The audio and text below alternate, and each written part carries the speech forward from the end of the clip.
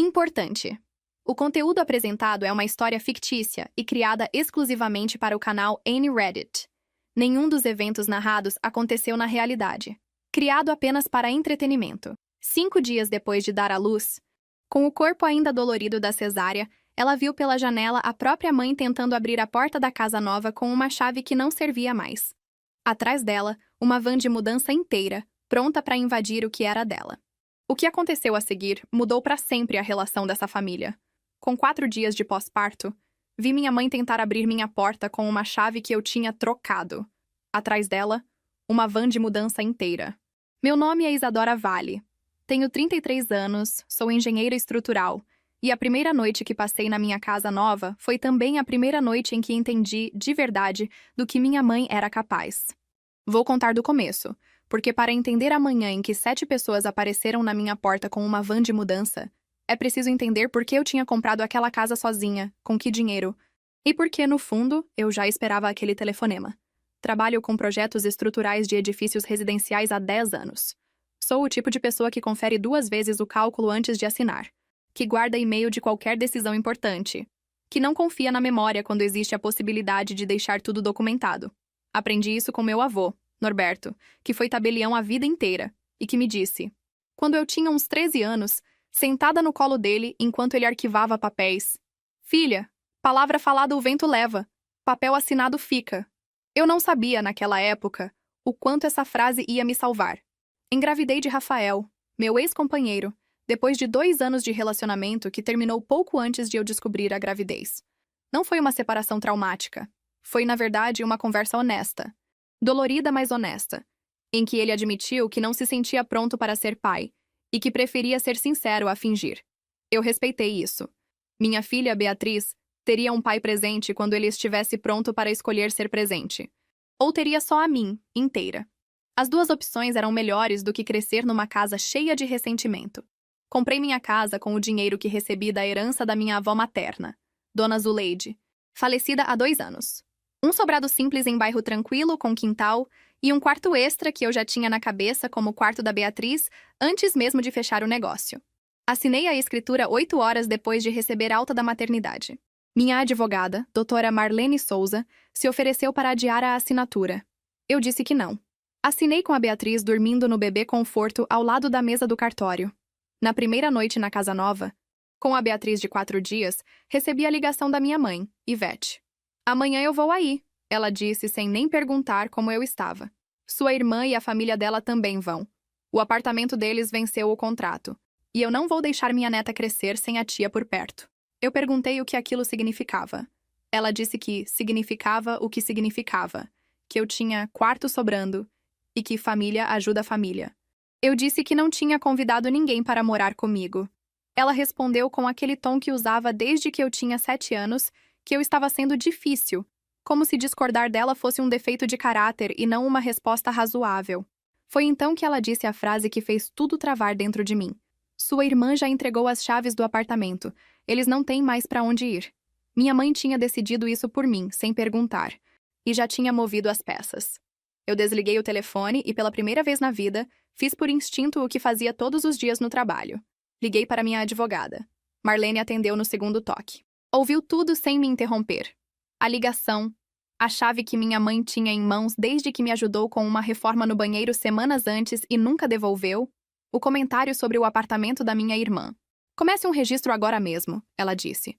"Hora, data, o que foi dito, testemunha se houver. E troque a fechadura essa noite." Chamei um chaveiro de emergência. Ele chegou às 23h40. Troquei também o portão do quintal. Escrevi tudo num caderno que ainda guardo até hoje.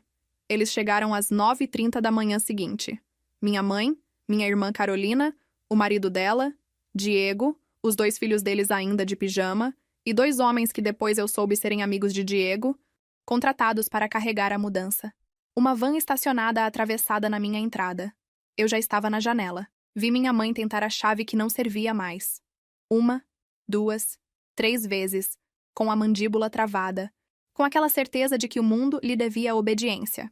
Quando ela finalmente olhou para cima e me viu observando, bati na porta com o celular já gravando. "Podem entrar", falei, "mas ninguém vai morar aqui. Quero deixar isso claro antes de abrir a porta." Diego colocou uma caixa no meu corredor só para marcar posição. As crianças passaram correndo em direção aos quartos. Corri, mesmo com a dor da cesárea ainda latente, para me colocar na frente da porta do quarto da Beatriz. A vovó disse que a gente ia ter quarto aqui, disse o mais velho, com 7 anos, com a naturalidade de quem já tinha sido informado com antecedência sobre uma decisão que nunca foi minha. Pedi que todos fossem embora. Uma vez. Minha mãe riu, sem humor nenhum.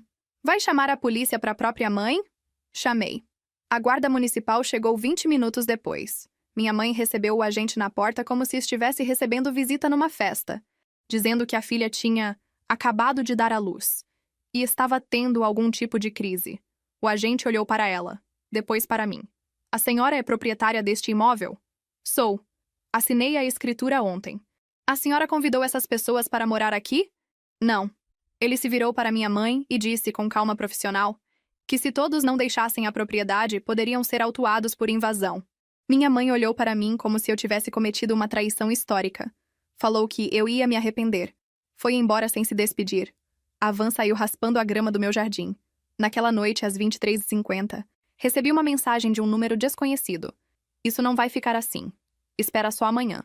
Print, hora registrada, enviado para Marlene antes da meia-noite. No dia seguinte, Marlene me ligou cedo. Recebi um contato do advogado da sua irmã. Ele enviou uma notificação extrajudicial alegando que você está alienando sua mãe e sua irmã da convivência com a Beatriz e mencionando algo sobre direito de visita de avós. Minha filha tinha 5 dias de vida. Ainda não enxergava direito, além de 30 centímetros. Foi nesse momento que eu me lembrei de um detalhe que eu tinha guardado, sem saber bem o que fazer com ele, desde a última semana de gravidez. Um e-mail antigo encaminhado pela minha avó Zuleide antes de morrer, entre ela e minha mãe, em que minha mãe pedia para alterar a partilha da herança, argumentando que Carolina precisava mais por causa dos filhos, e que seria justo redirecionar a maior parte do que seria meu para minha irmã. Minha avó tinha recusado, com educação e firmeza. Minha mãe nunca me contou sobre essa conversa. Entendi ali, lendo aquele e-mail de novo com outros olhos, o motivo real por trás da van na minha porta. Marlene marcou uma reunião com o advogado de Carolina, um homem chamado Ricardo Almeida, que atendia num escritório modesto no centro da cidade. Não seria audiência, apenas conversa. Antes do encontro, Marlene enviou como cortesia profissional uma pasta com os documentos que tínhamos reunido, o vídeo da manhã da invasão, o boletim de ocorrência registrado pela Guarda Municipal, a mensagem do número desconhecido e o print com o horário, e o e-mail antigo da minha avó sobre a herança. Fui à reunião, mas Marlene deixou claro que eu não precisava falar nada, só estar presente se quisesse. Sentei na sala de espera com as mãos cruzadas sobre a mesa e observei o rosto do Dr. Ricardo enquanto ele folheava os papéis. Ele era profissional, então a expressão dele quase não mudou, até chegar ao e-mail sobre a herança. Ali ele parou, olhou para o teto por um segundo a mais do que o necessário e voltou ao normal. Eu conheço esse tipo de pausa. Vejo isso quando um cálculo estrutural revela uma falha que ninguém tinha previsto. Meus clientes não sabiam que a senhora tinha essa correspondência, ele disse, se dirigindo a Marlene. Pois é, respondeu ela com a tranquilidade de quem já jogou esse jogo antes. Não sabiam mesmo. Ele perguntou sobre o vídeo, sobre a legalidade da gravação. Marlene explicou que, no nosso estado, bastava o consentimento de uma das partes. No caso, o meu, já que era minha propriedade e minha gravação. Perguntou sobre o boletim de ocorrência, documento público disponível mediante solicitação. Por fim, olhou para o print da mensagem do número desconhecido, comparou o horário com o do boletim, 94 minutos depois da saída da minha mãe do meu bairro, e não disse nada. Mas anotou algo no bloco dele. Vou precisar conversar com minhas clientes antes de qualquer posicionamento, falou, encerrando a reunião. No elevador, descendo, Marlene comentou. Ele vai recomendar que elas recuem. Aquele e-mail muda a história que elas estavam contando. A avó dedicada sendo impedida de ver a neta não combina com mãe tentando desviar herança da filha que não precisava. Ela estava certa. 11 dias depois, a notificação foi formalmente retirada, por e-mail, enviada numa sexta-feira às 17 horas. Horário clássico para entregar más notícias sem dar tempo de resposta imediata. Li 2 vezes, virei o celular na mesa e fui amamentar a Beatriz. Mas a postagem que minha mãe tinha feito no Facebook continuava lá. Ela publicara, num domingo de manhã, um texto que não me citava pelo nome, mas que todo mundo que nos conhecia sabia exatamente de quem se tratava. Uma filha que tinha fechado as portas para a própria família num momento de crise. Uma avó sofrendo para conhecer a neta. Uma família ferida sem nenhuma culpa. Minha mãe tinha, na época, uns 300 e poucos seguidores. Tias, primos, gente da igreja, vizinhos antigos, colegas de trabalho de décadas. 300 pessoas é um júri. É uma cidade pequena. Os comentários vieram em avalanche. Solidariedade a ela. Indignação contra a filha cruel. Minha tia paterna, que ainda mantinha contato mesmo depois de o meu pai ter desaparecido do mapa quando eu tinha 9 anos, me ligou confusa, claramente tendo recebido só um lado da história. Uma vizinha antiga, Dona Neuza, que me dava biscoito quando eu era criança, deixou um áudio de 4 minutos dizendo que eu não sabia o que estava fazendo com aquela criança. Eu ouvi tudo, sentada no chão da sala, ainda sem móveis, com a Beatriz dormindo ao lado num cobertor. Ouvi uma vez para entender, outra vez para sentir, uma terceira vez para deixar passar como água e sair do outro lado ainda seguindo firme no que eu sabia ser verdade. Liguei para Marlene. Não responda nada publicamente ainda, ela disse. Documente as ligações que você está recebendo. Hora, nome, resumo. Do mesmo jeito que você já vem fazendo com tudo. Fiz isso. Enchi um segundo caderno. Depois, entrei em contato com o advogado que cuidou do espólio da minha avó, o Dr. Aurélio Ramos, que tinha guardado, junto com o testamento, um bilhete manuscrito que minha avó tinha deixado para cada neta. O meu terminava com uma frase que não vou reproduzir aqui inteira, porque era particular e era só para mim. Mas dizia, em resumo, que ela sabia exatamente como as coisas poderiam se desenrolar e que tinha me deixado aquele e-mail de propósito. Ela conhecia minha mãe bem o bastante para se preparar. Pedi a Marlene que enviasse uma carta formal para o endereço da minha mãe. Não uma ameaça judicial, só uma notificação informando que, se a versão pública dos fatos continuasse a circular, nós nos reservávamos o direito de compartilhar a documentação completa com quem quisesse ver. O vídeo, o boletim, o e-mail sobre a herança. A postagem saiu do ar em 2 dias. Dona Neuza nunca se desculpou. Não esperava mesmo. 2 semanas depois, recebi uma ligação de Carolina. Quase não atendi. A Beatriz estava numa daquelas fases de mamar sem parar por horas, e eu estava exausta daquele jeito que mora nos ossos. Mas atendi. O Diego e eu estamos nos separando, ela disse, sem cumprimento. Do mesmo jeito que a minha mãe. Mãe disse pra ele que ele podia ficar na casa dela. Então ela não vai mais atrás de você. Já tem outro pra consertar.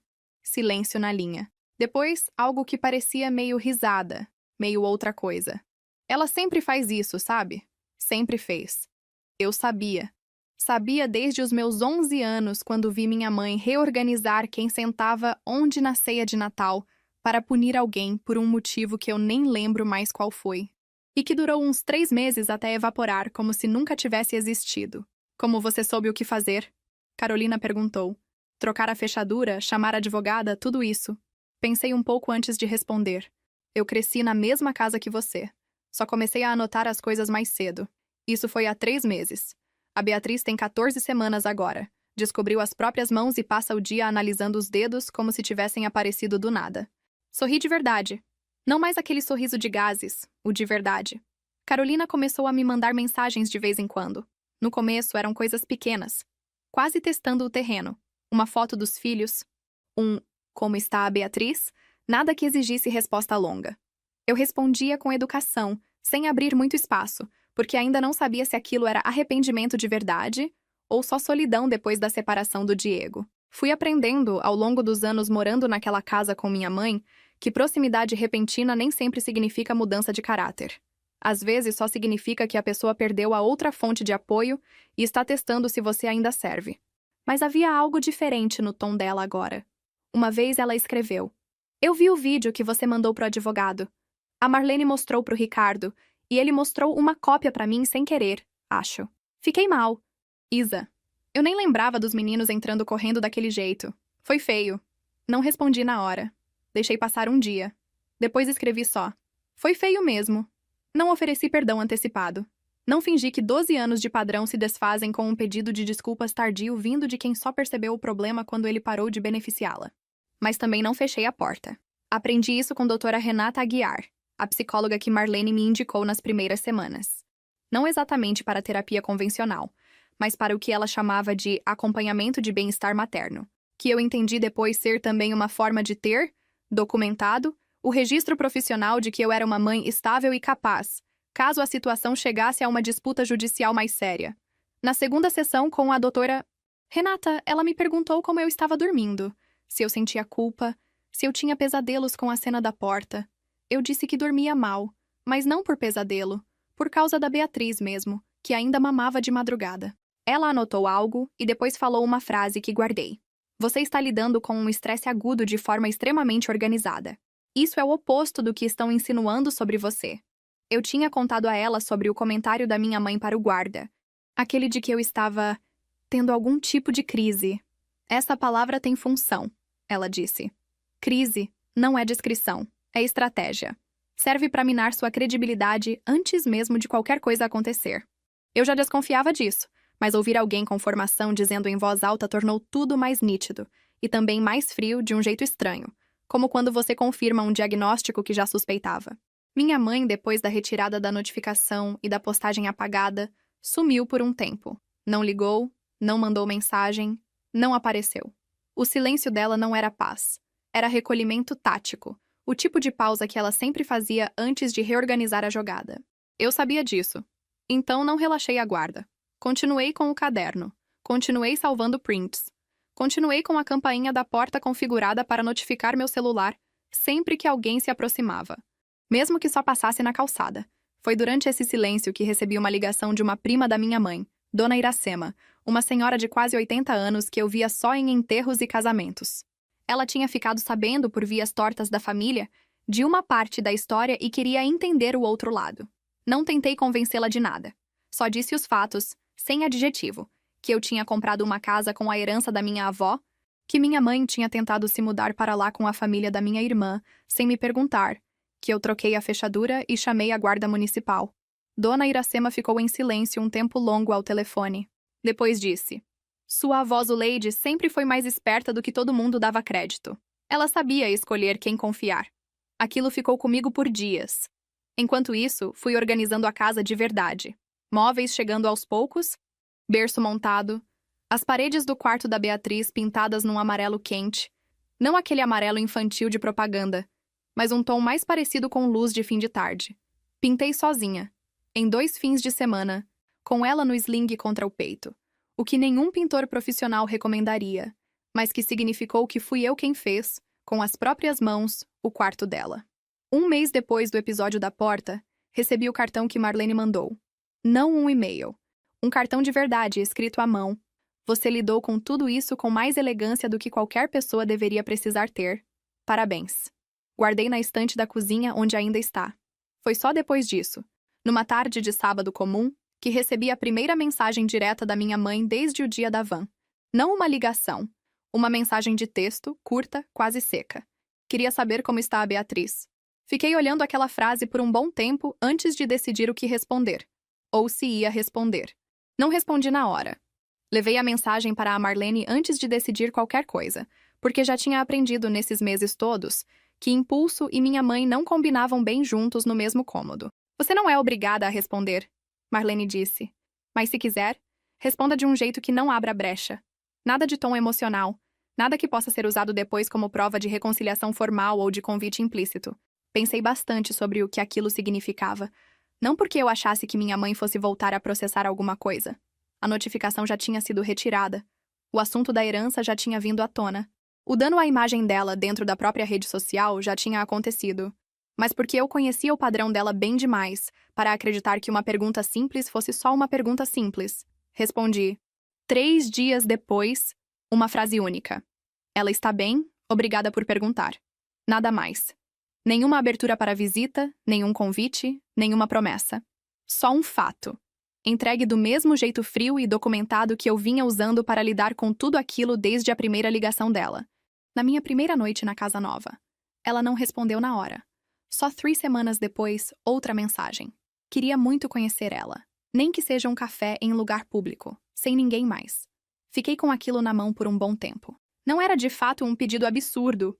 Em teoria, uma avó querendo conhecer a neta, encontro em lugar neutro, sem mais ninguém junto. Se essa mensagem tivesse vindo de qualquer outra pessoa, eu provavelmente teria aceitado sem pensar 2 vezes. Mas essa mensagem vinha de alguém que, 5 dias depois do meu parto, tinha aparecido na minha porta com uma van de mudança e a família inteira, achando que aquilo era o comportamento normal de alguém que só queria ajudar. Levei a proposta para a doutora Renata na sessão seguinte. "O que você sente quando lê essa mensagem?" Ela perguntou. Fiquei um tempo em silêncio antes de responder. Cansaço. Não raiva. Não mais. Só cansaço. Como se ela ainda estivesse esperando que eu esqueça o que aconteceu só porque already passou algum tempo. "Isso é uma observação bem precisa", ela disse. "Tempo não é a mesma coisa que reparação. Muita gente confunde os dois." Aquela frase ficou martelando comigo por dias. Decidi, no fim, não recusar completamente, mas também não ceder no formato. Respondi que, por enquanto, não era o momento, que eu precisava ver mudança de comportamento sustentada. Não só ausência temporária de conflito, antes de considerar qualquer tipo de contato presencial. Disse que ela podia, se quisesse, mandar mensagens de tempos em tempos, perguntando como a Beatriz estava, e que eu responderia quando fizesse sentido. Mas que visita, café, qualquer encontro, isso não estava em cima da mesa ainda. Ela não respondeu por dias. Quando respondeu, foi só. Entendi. Uma palavra. Nenhuma explosão, nenhuma acusação de que eu estava sendo difícil de novo. Isso, por si só, me pareceu quase mais estranho do que se ela tivesse reagido mal. Como se pela primeira vez na vida, ela tivesse entendido que insistir não ia funcionar dessa vez. Enquanto isso, Carolina continuava mandando mensagens ocasionais. E um dia me perguntou se podia me visitar. Sozinha, sem os filhos, só para conversar. Aceitei.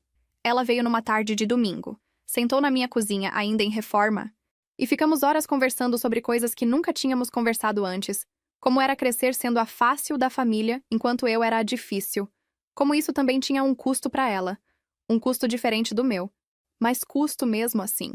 Não saímos daquela conversa como melhores amigas, mas saímos com algo que não tínhamos antes, um começo de honestidade. O ano que se seguiu foi, em grande parte, silencioso. Não no sentido triste da palavra, mas no sentido bom.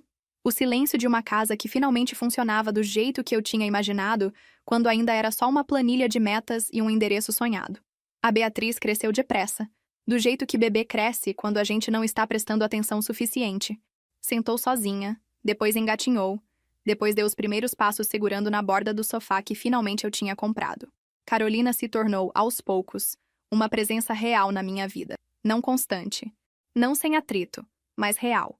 Ela tinha se mudado para um apartamento pequeno depois da separação do Diego, e os meninos ficavam com ela na maior parte do tempo. Às vezes ela trazia Caio e Theo. Não são os nomes reais dos sobrinhos.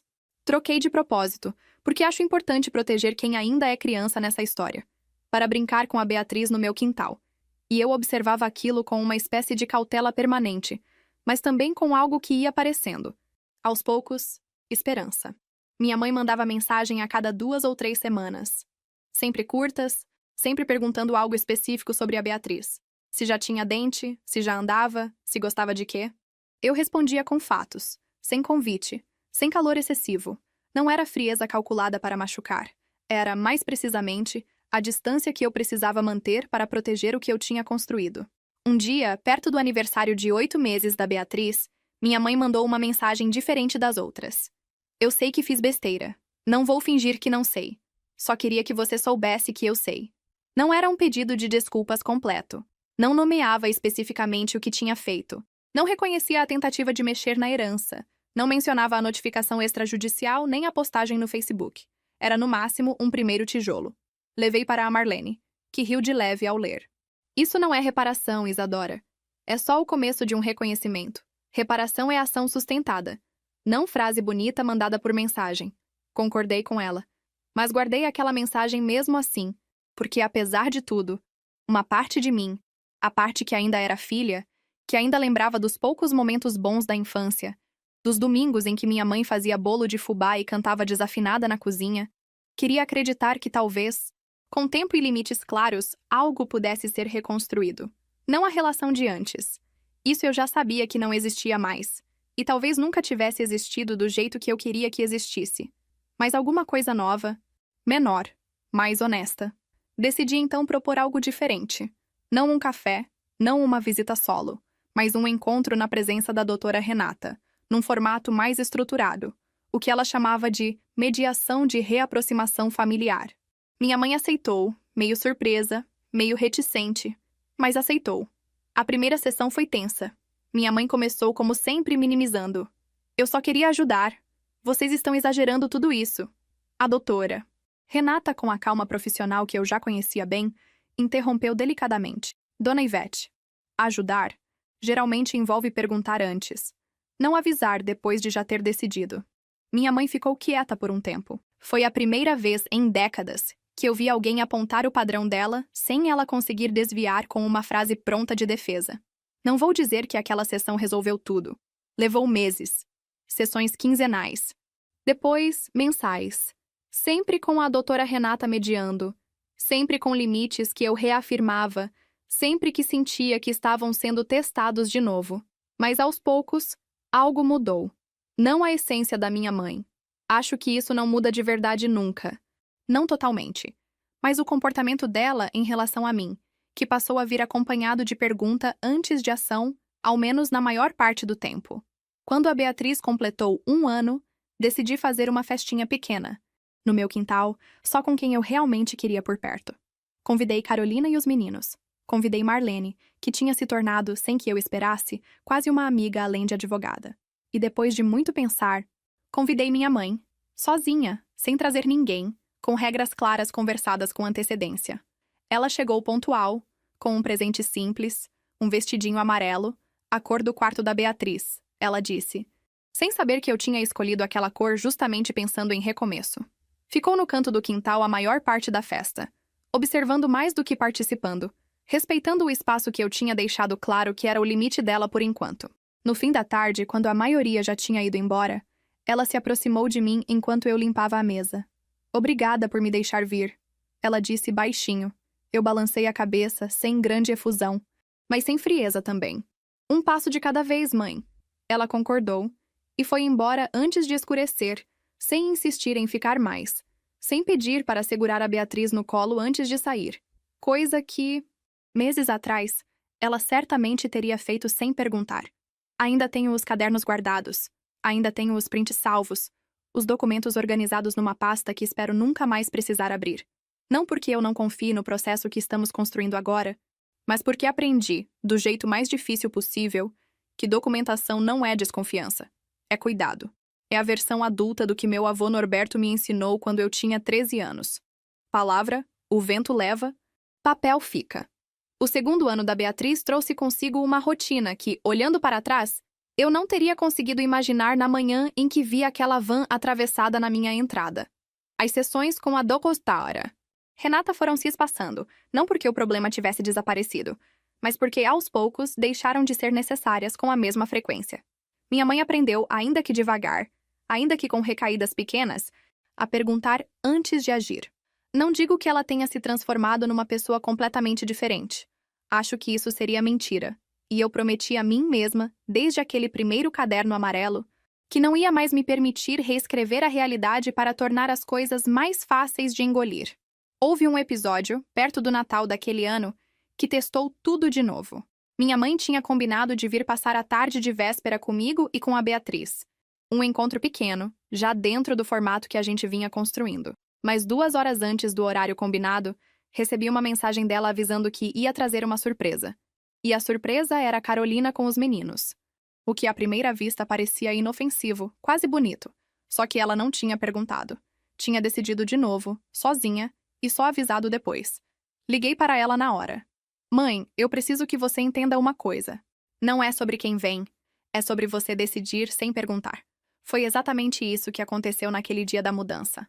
Ela ficou quieta por um instante ao telefone, e depois disse, com uma voz que eu não reconhecia completamente, mais baixa, mais insegura do que o normal. Eu não percebi que estava fazendo de novo. Não sei se aquilo era verdade completamente, ou se era só mais uma forma de administrar a situação, mas decidi daquela vez dar o benefício da dúvida com uma condição clara. A visita da Carolina e dos meninos podia acontecer, mas em outro dia, combinado com antecedência, não emendado de surpresa em cima da hora. Minha mãe aceitou sem discutir. O que, comparado ao padrão antigo dela, já era por si uma mudança perceptível. Carolina, enquanto isso, tinha conseguido um emprego novo, numa área de atendimento ao cliente que pagava melhor do que o antigo, e estava, aos poucos, se estabilizando financeiramente sozinha, sem depender de ninguém da família para isso. Ela nunca mais tocou no assunto do apartamento perdido, da mudança fracassada, do dia da van, a não ser uma vez. Quase um ano depois, quando estávamos as duas sentadas na minha varanda, enquanto os filhos dela brincavam com a Beatriz no quintal. Sabe o que mais me dói pensando naquele dia? Ela disse, olhando para o horizonte em vez de olhar para mim. Não foi nem a cena toda. Foi eu ter deixado meus filhos verem aquilo. Eles perguntaram por semanas depois por que a gente não podia morar na sua casa. Eu não soube o que responder direito. O que você disse para eles? Perguntei. Que a gente ia ficar bem sem isso. Que às vezes as pessoas prometem coisa que não é delas para prometer. Achei aquela frase precisa demais para vir de alguém que, um ano antes, tinha ficado parada na minha porta chorando de um jeito que eu sempre soube ser mais performance do que sentimento. As pessoas mudam, às vezes, ou pelo menos aprendem a nomear melhor o que sempre souberam por dentro. Meu trabalho também seguiu firme durante esse período. Fui promovida a coordenadora de projetos estruturais na empresa onde trabalho, o que trouxe mais responsabilidade, mas também mais estabilidade financeira. O tipo de segurança que eu sempre tinha buscado desde muito antes de engravidar. Desde a época em que eu já guardava planilha de projeção de economia aos 24 anos. Contratei uma babá de meio período para os dias em que eu precisava viajar à obra, uma senhora chamada Dona Marisa, indicada por uma colega de trabalho, que se tornou, rapidamente, uma presença de confiança na vida da Beatriz. O tipo de presença que eu nunca tinha tido na minha própria infância e que fazia questão de garantir para a minha filha. A casa, enquanto isso, foi ganhando a forma que eu tinha sonhado desde os 24 anos, quando ainda era só um alvo numa planilha. O quintal ganhou um balanço pequeno. A sala ganhou uma estante cheia de livros, muitos deles comprados de segunda mão, porque parte de mim ainda guardava o hábito frugal que minha avó Zuleide tinha me ensinado. A mancha de umidade no teto que eu tinha prometido a mim mesma consertar, finalmente foi reparada, e o quarto da Beatriz continuava amarelo, o mesmo amarelo de sempre, com um pouco mais de bagunça de brinquedo a cada mês que passava. Uma tarde, arrumando uma caixa de documentos antigos, encontrei de novo o caderno amarelo. O primeiro, o que eu comecei na noite em que troquei a fechadura. Folheei as páginas, releio os horários, as frases exatas, o registro frio e metódico de um período que, na época, parecia interminável. E percebi que não sentia mais o mesmo aperto no peito ao ler aquilo. Sentia principalmente gratidão. Pela Marlene, pela doutora Renata, pelo meu avô Norberto, que tinha me ensinado a documentar tudo, e por mim mesma, pela versão de 4 dias pós-parto que teve a lucidez, no meio da dor e do cansaço, de fazer exatamente o que precisava ser feito. Guardei o caderno de volta na caixa. Não porque eu quisesse esquecer, mas porque, finalmente, ele tinha deixado de ser necessário no dia a dia. Virou história, não mais estratégia. A Beatriz completou 3 anos numa terça-feira de outubro, e foi só quando eu estava organizando as fotos da festinha, tarde da noite, com ela já dormindo, que percebi quanto tempo tinha passado desde aquela manhã na janela, vendo uma chave que não servia mais tentando abrir uma porta que já não era da minha mãe. Preciso contar o que aconteceu antes de fechar essa história, porque o fechamento não veio de um jeito limpo, do tipo que a gente vê em filme. Veio torto, como quase tudo na vida real vem, e trouxe consigo uma última reviravolta que eu não esperava. Cerca de 2 anos depois do episódio da van, recebi uma ligação de Dr. Aurélio Ramos, o advogado que tinha cuidado do espólio da minha avó Zuleide. Ele estava, segundo disse, encerrando pendências antigas, e precisava esclarecer um detalhe que tinha ficado em aberto. Parte de um imóvel pequeno que minha avó possuía na cidade onde ela morou boa parte da vida. Um imóvel que, por um erro de registro cartorial datado de mais de 15 anos, nunca tinha sido formalmente incluído no inventário. Só agora, com uma atualização do sistema de registros, o erro tinha vindo à tona. O imóvel, pelos termos originais do testamento, deveria ter sido dividido entre mim e Carolina, em partes iguais. Só que, examinando os documentos antigos, o Dr. Aurélio encontrou uma correspondência. Mais uma, como se minha avó tivesse deixado um rastro inteiro de papel esperando para ser encontrado no momento certo, em que minha mãe, ainda em vida da minha avó, tinha tentado, sem sucesso, se apresentar como procuradora daquele imóvel específico, alegando poderes que nunca tinham sido formalmente concedidos. Minha avó tinha revogado a procuração pouco antes de morrer, deixando um bilhete anexado ao processo, dizendo apenas: "Não autorizo. Ivete não administra bem o que não é dela." Não senti raiva lendo aquilo. Senti principalmente uma tristeza cansada. A mesma tristeza que eu já conhecia bem. A de entender mais uma vez o alcance real do padrão da minha mãe. Ela não tinha parado nunca de tentar.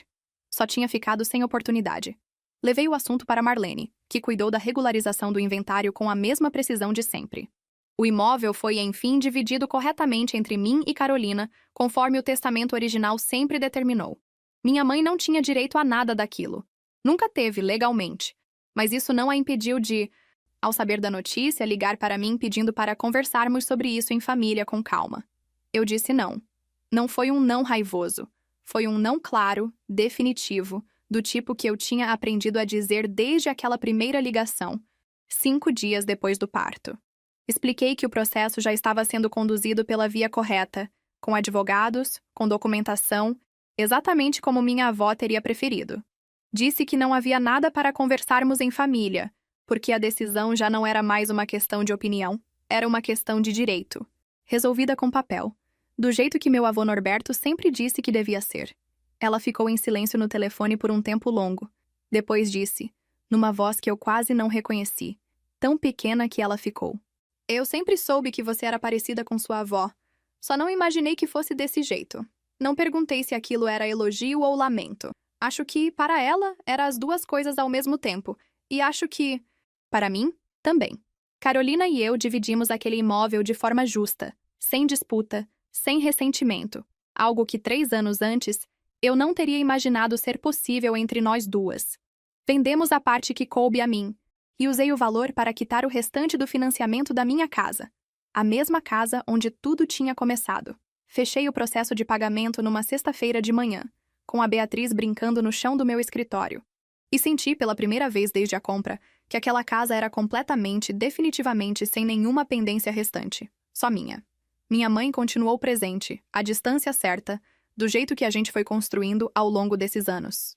Ela vê a Beatriz uma vez por mês, sempre combinado com antecedência, sempre dentro dos limites que ficaram claros desde as sessões com a doutora Renata.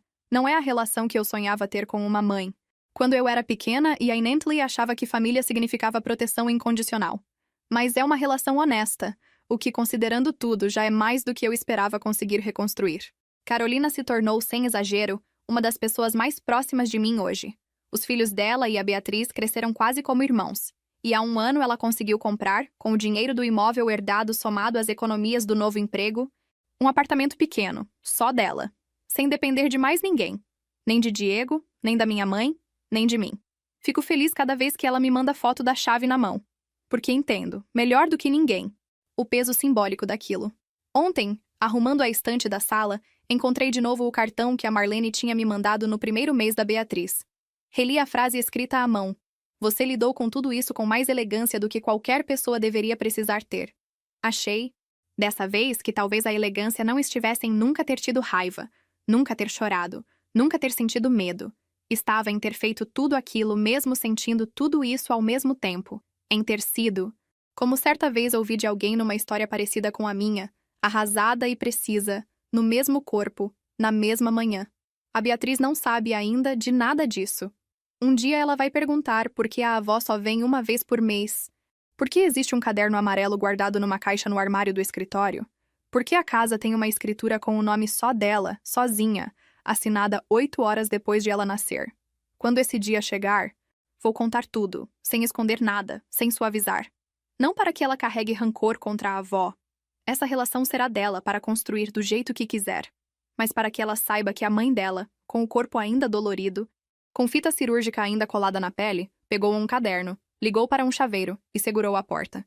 Quero que ela saiba que a casa é dela, que o quarto é amarelo, que quando tudo pareceu prestes a desmoronar, alguém ficou de pé na janela, assustada, cansada, com o coração partido, e mesmo assim, absolutamente certa do que precisava fazer. O que essa história revela não é só um conflito de família, é um padrão de comportamento que se repete há gerações. Pessoas como a mãe de Isadora não agem por impulso. Elas testam limites aos poucos, decidem por conta própria, e depois apresentam a decisão como se já fosse um fato consumado. É uma forma de controle que se disfarça de cuidado, e que só é possível quando ninguém documenta, ninguém questiona, ninguém segura a porta. Isadora quebrou esse ciclo não com raiva, mas com método. E é exatamente isso que deixa a vitória dela tão satisfatória de assistir. Se você tivesse ficado no lugar da Isadora, teria trocado a fechadura antes deles chegarem? Ou teria dado mais uma chance para sua mãe explicar? Comenta aqui embaixo o que você teria feito. E se inscreve no canal para não perder a próxima história.